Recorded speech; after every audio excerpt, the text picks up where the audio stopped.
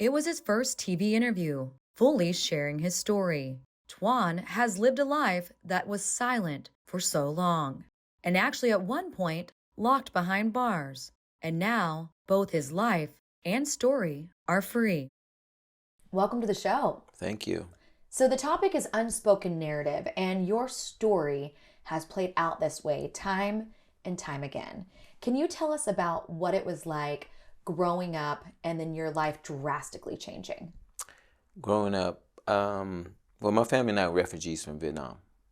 We, after the fall of Saigon, basically my entire family on my dad's side was incarcerated. And my dad was the last one to be released. Funny story is I was actually conceived while my dad was in prison. Whoa. Communist government camp. Re-education camp is what they called it. Out of the 5.5 years he was incarcerated, he only saw me twice. My mom was only able to bring him one after I was born, and then like before, right, before we left. So when I was 3 years old, my family and I escaped on a boat, 45 by 15 fishing boat with 55 souls on board. Wow. And so that was traumatic. Right, but those memories, I don't really think they're my own. I think mostly because of my mom and dad retelling that story. Every time there's a gathering, a birthday, a celebration, they always bring up that story. You know, when my mom's side, she would always say, when your dad was, in prison, it was just us, and then my dad would talk about the whole political, drama and the war and conflict in a different way, and then I got to see the whole, but then the escape, the journey, and where it was unified in the storytelling, that I've always been able to remember it, Wow. So I feel like that traumatic moment, I don't know if it's like me feeling those, emotions or, anxiety or just, I don't know, but I don't know if it's from my parents or from my own personal memories, but coming to America at that age, it's completely new. But one memory I do have is like the cold. Yeah, the cold. The cold where we land in Virginia, right? Actually before that we spent 5.5 months in a refugee camp in Kuala Lumpur, Malaysia.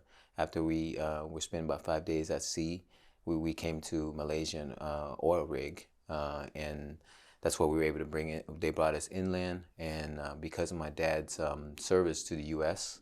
Government during the Vietnam conflict, that we were able to seek asylum to the United States. Wow. But from there, we came to Arlington, Virginia, which was cold. It was in November 22nd of 1981, and I just remember that sensorial experience of being cold. Yeah. And there was snow. There was like white things falling And you're from like, the sky. what is this?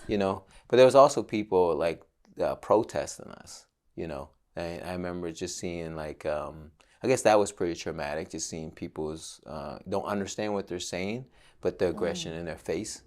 And that also carried into my going to school and things like that. But yeah. So then you're here, and America is now your newfound home. Yeah. Were your parents together at that point? Yeah. Okay, so they were here with you. Yeah, they're still together. When did you run into trouble? Was it in your teens? Was it trying to fit in? Was it trying to escape some of that, the spirit of an immigrant? Like, what was that? I think my first experience was in kindergarten when I got my first fight in kindergarten. You didn't understand really why people say the certain things they say, or the sounds they make at you, or the expressions of a person with their eyes pulled back, right? And so, but you only know from expressions, like, well, that's not a good expression, and plus we're poor, right? So we tend to wear the same clothes at school every day, and then there was like that mocking and not understanding. But then when they kind of invade you personally, like putting their physical right, aggression, and that's when you have to kind of defend yourself. And then I realized, just even at that age, just like, okay, I had to be sent home from school, but that kid stayed in school.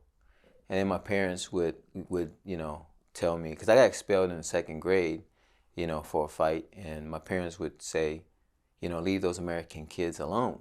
you know, and I would try to explain to them like, no, they're like messing with me, you know, like, And that's, you know, it's interesting because the time we live in now, we're starting to name this more. I feel like we're living in a culture where we're naming it. yeah. Would you call that bullying or worse? Yeah, I guess, you know, I guess if that's the calling of it, but I don't, I don't know where it's really, if you dub it in this time, it's bullying, yeah, but there's no one for me to like go to, Right. because I feel like even the faculty or staff kind of stuck up for the other kids too. But I do remember this memory though of Miss Davis. She was an African American woman. It was in the second grade. She was my second grade teacher. The kids were making fun because in Vietnamese, my name, you know, you call me in English is Tuan, right? But in Vietnamese, it's like Tung. It's phonetic, right? And the kids, when I would introduce myself, I would say my name is Tung, and they was like Tung, Tung, and they would make fun of you, and then you're just, you know, and it's not funny. But this one day, Miss Davis, one of the kids was mocking my name when you know, we were introducing yourselves or something like that. And you know, we were going to tussle, right? But Miss Davis, she got in the middle, and she's like, no, his name is Tuan, right? Miss Davis. She said his name is Tuan. It was the first time that I was like, okay, maybe this is how Americans should say my name, you know? So from that point on, I always introduce myself as Tuan. Tuan, and that's how we Right. introduced you on the show today. I love it. Yeah. And that's how but Miss Davis. you know, but that was my school experience. Starting in the third grade, I used to walk to the middle schools to help the middle school kids fight.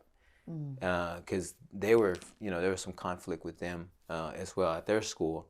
And I would literally just skip class, and, you know, they'll come knocking on our windows and say, hey, you know, there's something going on down there, and then I would go. Wow. And So you kind of got roped into this, but it was more of like a self-protection. But did you find comfort with this group that was a little bit troublesome? Yeah, I guess because after a while, when I got suspended from school, I didn't tell my parents, and so I act like I went to school. And then so we would wander the neighborhoods every day. You know, and would go to the local gas stations to steal lemonades and, you know, lemon heads. I mean, that's why every time I think about lemon heads, I think about, you know, those times, or just, you know, stealing old microwave burritos and eat for lunch. And so, you know, you get a following. You know, these same kids that are in similar circumstances. That led all the way up to, you know, me leaving school finally at 12 years old in sixth grade. You know. Wow. So that was my school experience, if there's anything. Yeah. So you left school, and then your life actually took another major turn, and that landed you behind bars. Do you want to open up a little bit about that? Yeah. That, you know, living in that culture when I was like younger, you develop patterns of decision making that you feel is the right decisions all the time. You know, it's not something that I'm taught or want to do when I was a kid. Like, I'm going to grow up and gangbang, right? I want to grow up while being Asian American, you're always taught that the success is being a doctor, being an engineer, being a college graduate, having a family, you know, all that stuff, being in corporate America.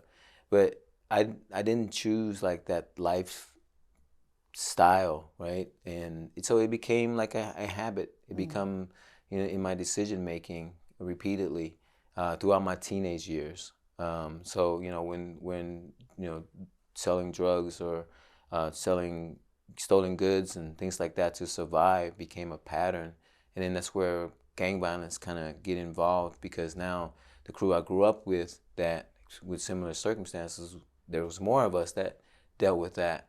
You know, and then when I learned to drive, it was even different. You know, I learned to drive at 10 years old. Wow. And, you know, so then when I learned to drive, it was more like now we're connecting in different cities, in different places and in neighborhoods, and we begin to grow, you know. So that gives me, you know, the thinking and the psychology that what I'm doing is just what it's meant to be for me. It's interesting. When we've had other people from gangs that are now out, that's what most of their narrative is, they were looking for like camaraderie or a family type or acceptance. Yeah. Would you Yeah. say you fell in with that? I think for me is I didn't seek it for acceptance. It was just more of like this was the cards I've dealt with and the lifestyle that we live, and that's just and now how do we best make it the best we can, Right. you know? Yeah, and that's where like to go back to your previous question is that at the age of 18, you know, when my peers that were going to school with me were going to graduate, you know, I was walking into maximum security prison for a first degree murder charge. That because I shot and killed a young man in a similar age. He's older than me at the time, but I had just turned 18, 3 weeks into my 18th birthday. I that's when that happened, and you know my life into adulthood was walking to a maximum security prison with a life sentence. When my classmates and peers that I grew up with was walking to get their diplomas, you know. But I didn't. I was too angry to be afraid. I was too wrapped up to be nervous. And sadly, too, is that a lot of the friends that I grew up with on the streets, and you know, with different gang affiliations, now they're all in there. You know, so it's almost like a welcoming party. I was welcomed into the system, in a way where I wasn't, you know, I wasn't afraid. Didn't get a chance to feel and rethink about remorse. Didn't think of the choices I made were bad. You know, like this was something that it was part of the lifestyle. You know, It's one of those things that when you hear what our viewers just heard, you hear convict, you hear murderer, you hear these things, and the scenario you're in now is completely opposite of that. Oh yeah. You took that time, and I think it was so powerful what you just said is you didn't have time to really process what was actually happening. You can tell that you've had many years since then to actually understand where you were in that moment when you were 18. But with that, your unspoken narrative was about what was about to happen behind bars. Your life was completely turned around. Tell us a little bit about your steps to get into the arts and how people started discovering that you were a leader behind bars. Yeah, it took me about going on my 10th year 10 years. to actually turn things around, because I basically mimicked my life in the streets in prison, navigating the same way I did in prison. You know, doing the drug trade and gambling and all those things in jail, and being Asian, you're small in size and you're small in numbers as well. How do we monopolize the currency system that's inside to keep us, you know, and sustain us from that? We can't fight every fight. But Right. if we hold the keys to the currency that flows throughout the prison, no one would really want to touch you in a way, you know? So that's how I was able to survive for so long with little conflict, you know, because we held what was moving in and out the prison system. Wow. But after about going on my 10th year, I had a moment where there was a lot of conflict in 2005 in the Lansing Correctional Facility, where, you know, a female police correctional officer was raped and beaten. There was a race war going on between, you know, the blacks and the whites, and then there's, you know, the Hispanic conflict with, you know, with blacks, and then there's just a turmoil in that summer, and there was a lot of lockdowns, and it was also bad for business for me, right? So And you mean the business behind bars? yeah, it was bad for business for me, but that summer for me there was a lot of conflict internally too, You know, I would look around my cell, in my 5x8 cell, and see images and pictures of a family I've never met. I haven't seen my parents in a few years because of the troubles that I got into. I've gotten older. I was 27 at the time, you know.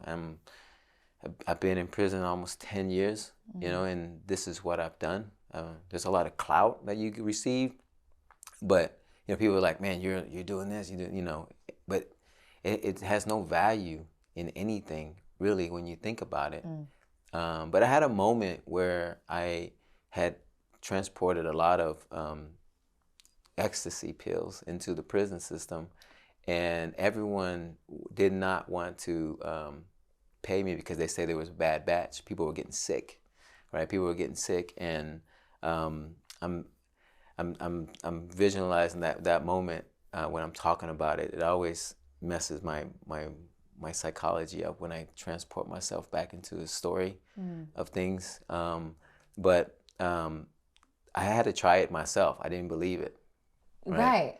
And I actually overdosed in my cell, my prison cell in D Cell House at Lansing Correctional Facility that summer. And I woke up the next morning just a mess. I threw up all night, you know, convulsing just like crazy. But when I woke up that morning, though, I just was really sick to my stomach. It was not just like physically, but just like looking at myself and reflecting on the faces that I see in photographs that was mailed to me, that I have no relationship with my parents who sacrificed so much to get me here to the United States. You know, to think back about all the journey that they had to sacrifice, and I'm here. I have friends that grew up with me that are in prison forever because of me, you know, as a result of my influence on their lives. Young guys that are coming in, because we were kids too. A lot of guys that we came in during that time, during the mid-90s, were all 14, 15, 16, 17, 18. We were kids with lifers. Wow. You know, we're all lifers. We still have that fraternity today. You know, those guys are still my forever family, you know, to this very day, because despite representing different sets or crews or whatever, we had that bond that we were teenage lifers together, serving 20 plus, 15, 20, 30 years. Now, just today in 2021, they're still fighting to get out. You know, I'm going back in on the 28th of April. I used to go back a lot to see the guys. But anyway, that year, you know, that was an epiphany for me, is that I want to live a life worth remembering and not one so easily forgotten. You know, because the one I was living at the time was so easily forgotten. I have friends that pass away. I have friends that pass away in prison. And the only thing we always say is, it's messed up. He was a good dude. You know, he's this and that. But when I was living that lifestyle at that time, it's not worth remembering. And there's a lot of shame to my family. You know, as in Vietnamese culture, there's that honor and shame. And, you know, there's dishonor and shame when you live this way. There's nothing proud of my parents to ever remember about me. And I just didn't want to do that anymore. When did you decide to change? Was it when you looked at yourself that day and you said, you know, I'm sick, but it's not just physically. I'm sick of this life I'm living. Yeah. You know, I that's when I came to turning it all around for me anyway. It's almost a mental shift, but just like I started my crew, so I don't have to ask anybody permission to get out of a set, you know. You said something so interesting a minute ago. You said that it's hard to go back mentally into prison and take us through that story. Is it still hard to go back in this moment where you know your life is turning around? Yeah, in this moment as I'm talking to you, it's hard. It's still a mental health evaluation for me. This is why I hesitate to even do these interviews, like, for the longest time.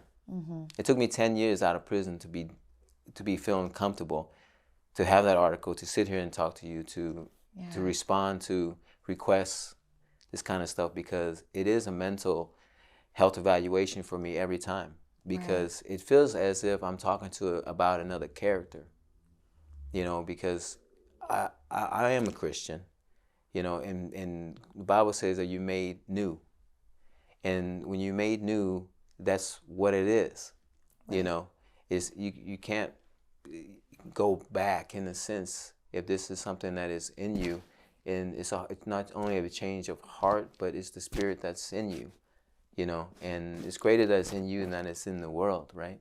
So I feel like at that moment in 2005, I didn't have the big shining lights through my bars, and I didn't know what Christianity really is at that time too. But I spoke to, in that night after recovering, I just talked to whoever it may be that may be listening. And my exact words was that I want to be released from the stage of incarceration. And not in the physical sense, but my mental, my every decision making I ever made had brought me here. How I thought and how I solved everything. How do I get released from the stage of incarceration? Because I felt like I was in prison myself with that way of thinking as well. And I don't really know what, there was no halo, there was no, like I said, no Christian Beaming moment, light, right? the No bars. beaming light, and it wasn't like that. But I felt like I made that decision. I think if you know me today, when I decide to do something, I'm gonna go all out and do it. And I didn't like change right away after that night, right?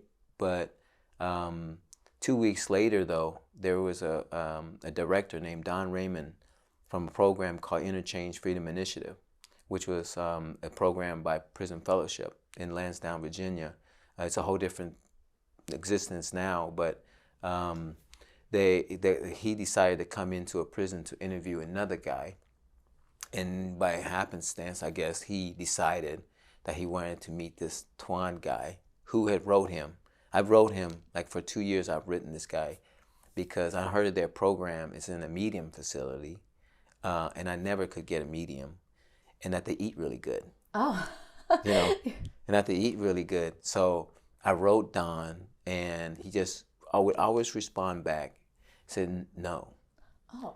I can't accept someone like you in my program, and he called me the DR King, disciplinary report king, because I had accumulated a bunch of disciplinary reports during my time up to that, of course. But he happened to come in that day in July of 2005 to interview another guy, and happened to want to interview me, and I ran down we call it the streets in Lansing, and it goes into a T into the cell house we call it the counselor's office, and he was sitting in there, this old white gentleman, and me and white old gentlemen never really got along, right? But here I am with him in the room, and I open up a smart aleck comment about like, you can't give an Asian a shot or something, but I think I said it in a more aggressive, being way. But he was very gentle and nice, and told me to sit down, just have a seat. And he's like, why do you keep wanting to get into my program? But really at that moment, I no longer wanted to be the tough guy with him. I just said, I just want to do better, man, And he says, man, but I can't let someone like you into my program. You will, infect the guys. And, and then he told me all these things, but it really resonated me with, except this one sentence he said. He says, man, I couldn't find anything good about you to let you into my program. And it really stuck with me. To this very day, it stuck with me because, like... What did you say back in that moment? I reflect on it for a second, because he was right in what he said. Because if you had looked me up at that time with all my reports, with any documents, I'm a gang leader in prison, I'm a drug dealer, I'm a convicted murderer. And during my time in prison, I've learned nothing, but served 7.5 years of my first 10 years in restriction and segregation. So there's nothing good that he could find to allow him to in his Christian program, his faith-based program. So I couldn't deny that fact. But he, after saying that, he asked me like, hey, have you ever read the Bible? And I said this comment, I said, I smoked the Bible. Oh. because when I was in SEG, we used to smoke, how you used to roll cigarettes is through the brown Bible, because the paper on it smokes. But I even remember smoking the red letters, and as it burned, I started in the back, right? So it's the book of Revelations, and it was one of the last verses. It says, I am the Alpha and the Omega. And I would remember inhaling that and seeing those red letters burn, and it inflamed a different color because it was a different color in the paper, so the flame would change different colors. Wow. And I remember that, and that's what I said to him, and that was my thought at the time to him. And he says, are you would be open to, being taught and learn? And it's like, I said, man, I'm open for anything. And then he, in short, he kind of just raised his finger up. And I always talk about his nails because he had these raggedy nails. And he rose his finger up and he said, I'm going to give you a chance. I don't know, there's something about this, or something in me is telling me to give you a chance. And literally the first time in my entire life someone said they're going to give me a chance.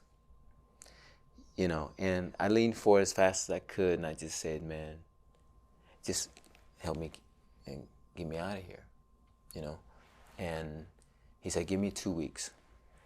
And I went back to doing what I was doing. Oh, you did? Just for the couple of days, but then I actually got a letter saying that he's working to get me medium by exception. Wow. And that's where I started giving up everything I had.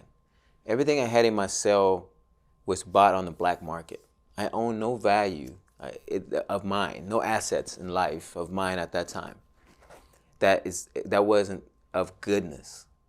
The cash that I had, all the commissary we had commissary in every cell house, every unit, any racket that you could possibly think of, we were a part of. But I was willing to give up all of that.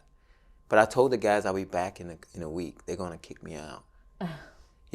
So you still weren't believing in yourself at that point? No. But on August 4th, I hopped on the bus to go to the Ellsworth Correctional Facility, which is the medium facility. They had made an exception to give me from max to medium custody, which is kind of crazy because I had a gang point, is what they call it in the system.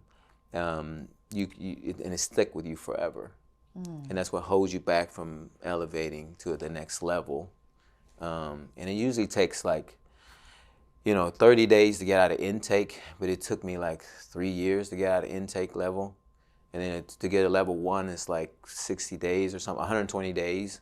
I didn't get level 1 for, a couple of years, in a few years.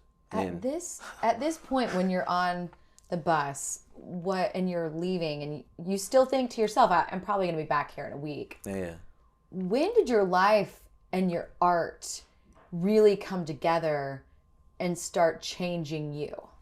Yeah, when I feel like I could make a difference with it. I started developing an art program. I saw the impact that I made on my family when I sent them portraits.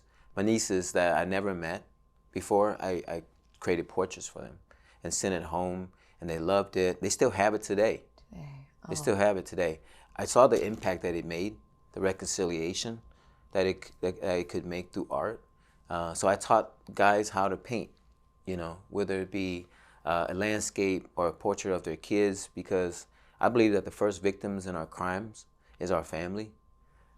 Before we even committed the crime that's being charged with, the acts that we committed against our family by lying, disowning them, leaving, or not, loving them the way they deserve to, they are our first victims, essentially. And they feel the pain when we are incarcerated. Right. They feel the embarrassment when they have to sit in court with us, And I feel like that's what kind of motivated me to do that. And I started this 10-week art program. And this was all behind bars again. Yeah. You were doing this. Yeah. And that I saw the impact that would make when we do a final presentation on visitation that they get when they get to present it to their family and unveil. You just see, like, you know, the love, you know, come back, and the reconciliation come back, and the relationship being rekindled. You know, was it these new images? And I know images mean like not just your artwork, but the images of your parents being proud, someone believing in you. Yeah. Was that now your new motivation? Yeah, I think my motivation was that I can leave some type of positive legacy. I didn't become a Christian thinking that I was going to be free, because in the state of Kansas, when you're sentenced to a life sentence, your life means life. That's what my jacket says. In the back, it's life means life. And I'm reminded of that every 120 days when I come up for review. You get this sheet of paper, and it says that your outdate. My outdate was 9999 ... 999. You know, and then you would always, you know, always make this comment like, man, that's messed up, right? But the counselors will always remind me, hey, life means life, you know, life means life. So I didn't become a Christian to think I was going to get this ticket out. I just wanted to now make some type of impact. If I can possibly do all these negative things, if I did all these negative things and exert all that energy into destruction, into like hurt and causing all these things, negative things, what if I built this influence I have and all this stuff into doing something positive? Right. What could it be? You know, I mean, guys challenge me all the time about, okay, you think you're a Christian. Are you really a Christian? You know, or because they watch you, right? Because you around guys 24 hours a day. Mm-hmm. And they're going to try to catch you slipping, you know. It's like, oh, you know, you said you were, right? But I think that was the motivation for me, is that now if they can see that I could really do this thing, and not knowing, because as a lifer too, like, what motivation is he really having? And I'm saying, I just want to live a changed life even while I'm in prison. You know, that was my motivation. Well, and the change kept happening. You actually started going to school. Yeah, yeah. And from that... Then you did your research. Oh, okay. You know it. Okay, yeah. Yeah, so with that, yeah, going to school, yeah, what actually led you to getting out? Yeah, going to school, I just had this motivation of, if I was to ever have a chance to get out, how do I even the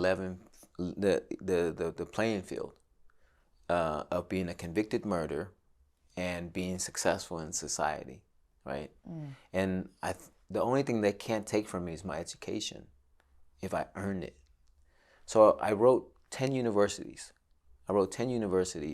And I sketched, I did these little paintings of a 2 inch by 2 inch paintings, just randomly, like doing landscape, doing typography. I did a bald head of Michael Jordan turning sideways, and I sent it to certain folks. And just asked, you know, hey, I shared my story and what I want to do and what I'm hoping to do. And only one school responded. That was Louisiana State University. In Baton Rouge, Louisiana. They said they had a distant learning program. If I was willing to like take the course remotely, buy the books, and they would send me back and forth, you know, grading. Yeah. You know, so it takes me like 6 months to finish a course, but it was worth it, you know. But I would take 2 or 3 courses. But then now I need money. I don't hustle anymore. How do I find the money? And only way I know is that the ability God's given me is through my art.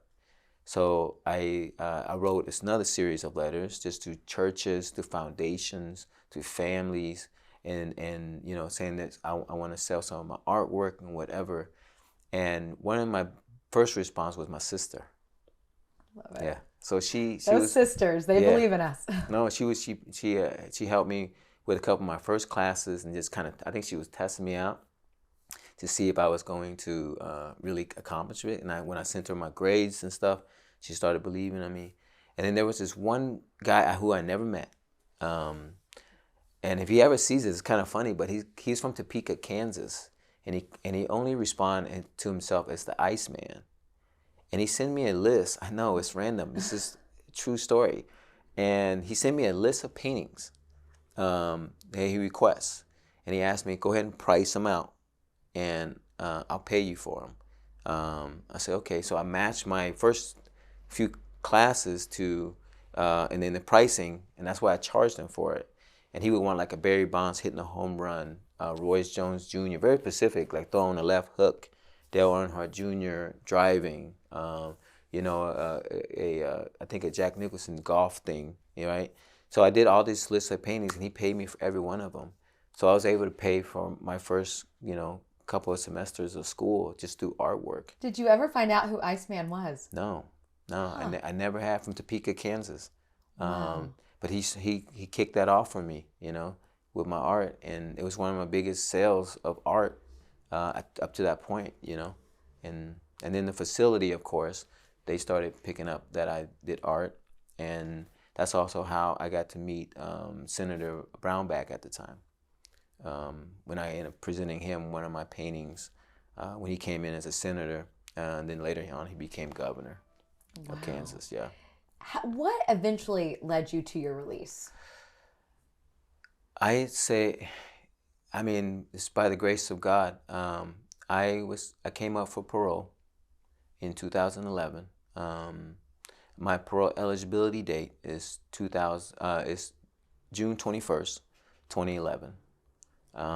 That's my parole eligibility date. And you're set to present yourself before the parole board a month before, which was the date for me was May 3rd in 2021. 2011, May of 2011. I did not have a parole plan. I built one, but I ended up just throwing it out because I didn't think I'd have a chance to be released at all. I was being counseled that my best chance is probably a 5-year pass.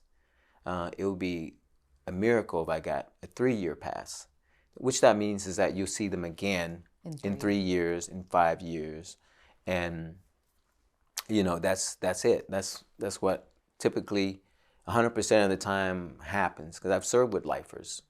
I've seen them come up many times. Some have got past 10 years.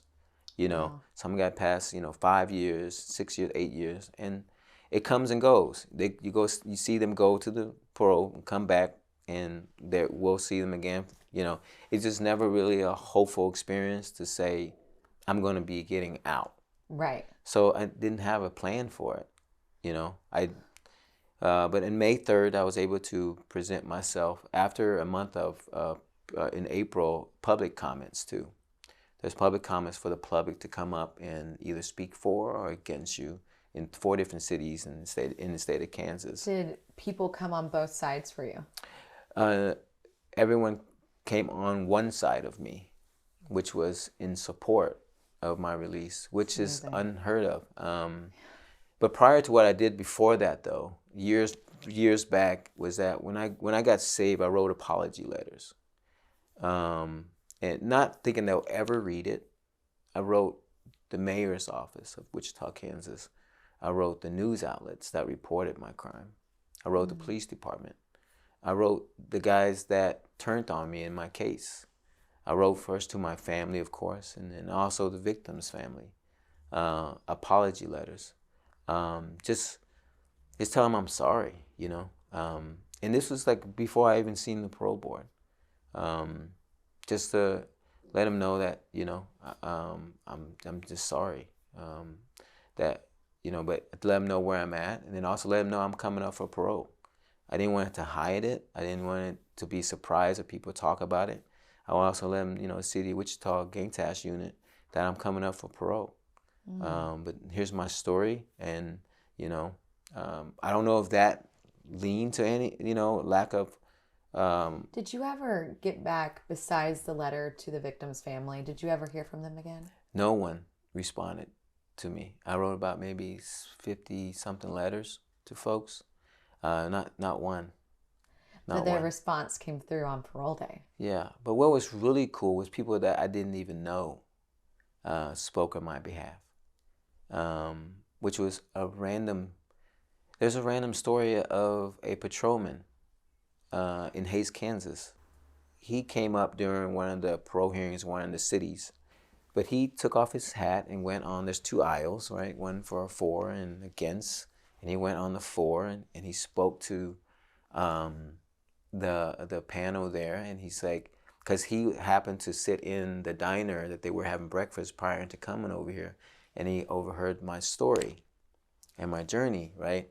And so he mentioned to the pro board, he says, I patrol this area that he's hoping to parole to, and I just want to let you know that I'm in full support of this young man's release to our town, right? And just like moments like that, it's just like I can't really explain. But after I got out, I ended up sitting next to church with this guy every Sunday. Every Sunday. I can't script it any other way. But saying that, when I came up for the pro board, one of the hardest questions they ask you, that you dread as a convicted felon, but it is that, why did you do it? Like, why did you do it? And it's unrehearsed or anything, but just out of, I don't know, just straight honesty, I guess, without fear of what they can do to me. I just say to them that at the age of 18, I made a conscious decision without knowing the consequences. And I paid half my life for those actions. And I'm sorry. I'm sorry for what I've done. I don't know what I'm going to do. Because that's the next question they ask you. If you had a chance to get out, what are you going to do? I told them, I don't have a clue what I'm going to do. I grew up in prison. I grew up in a maximum security prison. And I came in as a teenager. I learned to better my English in prison. And how on earth am I going to know what's going on the other side of these walls? And that's just the honest truth. But let me tell you what I've been doing since I've been incarcerated. And you told them your journey.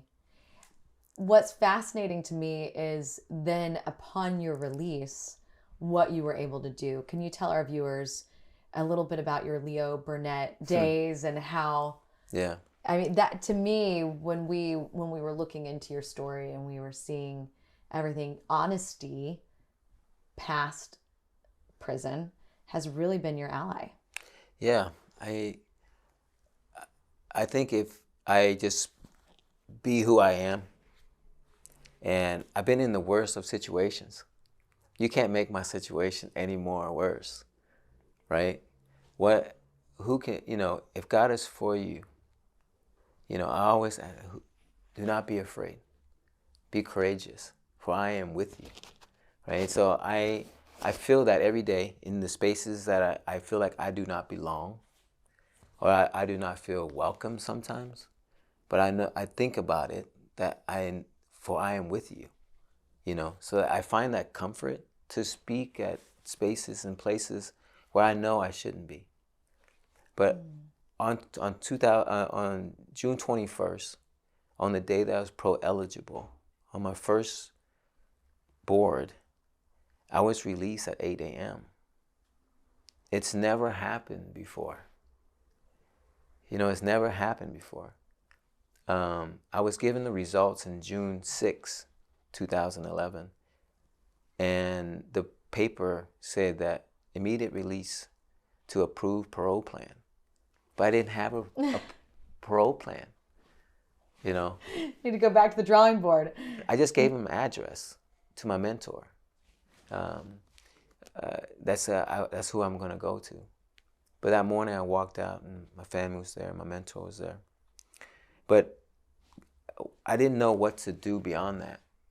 except now that I have an associate's degree when I graduated, Yes, you do. you know, have an associate's degree. And how do I can further that? That's as far as I can think about what I'm going to do next.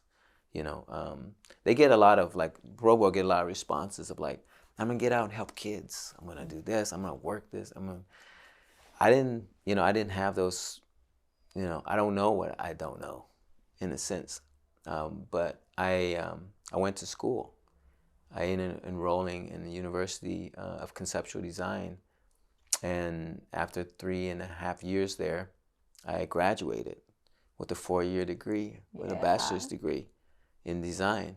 And Leah Burnett came and recruited me after looking at my portfolio. A lady named Carrie Sokup. She's still in my life today, and when they offered me the job, they didn't know initially of my background, but when they offered me the job, I wanted to say, just so you know, I have this background before anything else. And that really was a moment there for us, we essentially, my wife and I at the time, we got married, Anna, and we ended up kind of being homeless for a couple of weeks. Because after they offered the job, got so excited, we ended our lease, thinking that we were going to go to Chicago and start working in a couple of weeks. And they called back and say, hold up, we got to get some things cleared up. And we were like, oh no, we got this U-Haul. Where do we put everything? Right. So we stored it in my mentor's garage. This mentor is amazing. Yeah, he is. His name is Chris Hauk. He is amazing. And we started couch surfing, and then 2 weeks later, I got the call to say that, we're ready for you. So. Well, and now there's another full circle moment that's happening for you, like as we speak. Mm-hmm. You're actually opening up your own business. Yes. Tell us about that. So it's Vit 5 coffee. It's coffee from my family's farm. They grow and harvest it in the Central Highlands of Vietnam, in Bum Ma Thuc, Vietnam. Even how we got that coffee is a journey as well. But yeah, we are hoping to have a grand opening this Saturday in the West Loop, and introducing Vietnamese coffee authentically in artisan style for the first time in Chicago. So it's really exciting to do that. But in the same time, it's storytelling. I don't ever convince people to drink our coffee. I simply say that we have a story to tell. Yes, you do. And the coffee is a conduit in a way to build community and relationship. And then I know that once they try the coffee, it's fire.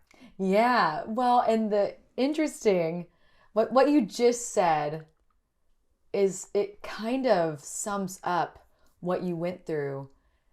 You originally started out coming over here, introducing yourself, trying to feel accepted, landing behind bars, learning about art, then becoming not only educated, but opening up your own business. That it all combines to where you are today. Yeah, I'm just grateful. I'm really thankful every day to be able to do that.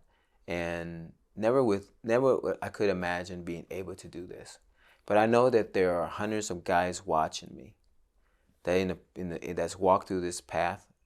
I want to say thousands of guys that's walked along this path that's connected to me personally that haven't been able to overcome some of those barriers.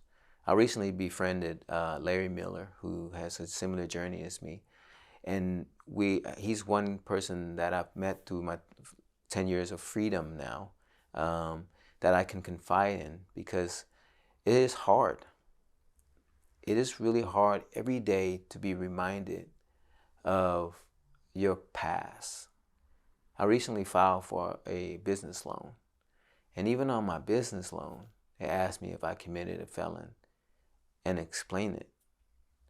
And I haven't heard anything.